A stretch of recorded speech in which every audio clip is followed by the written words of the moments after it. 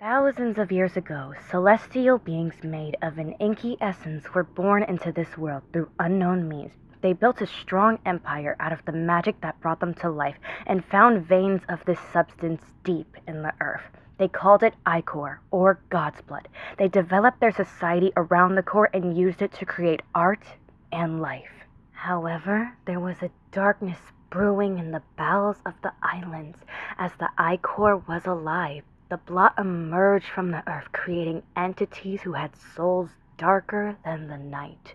A great war was waged against this being, but their newfound magic, the celestial armies drew the darkness back along with the rest of its spawn. Unfortunately, a curse befell the islands of ink, and their bodies grew uncontrollable and volatile.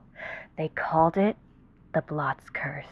In an act to save everyone that many still question to this day, the celestial wizard, Yinsid, gave up his magic and created a machine to purify the ichor deep within the veins and concentrate it into helping those of Inkwell. Thus, the golden era of reanimation began, with the islands having new societies rise from the rubble.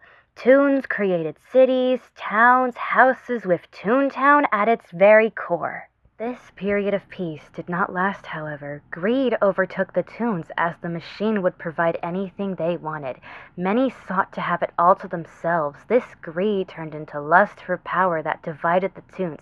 The instability caused by the crumbling society only reawakened the Blot's curse.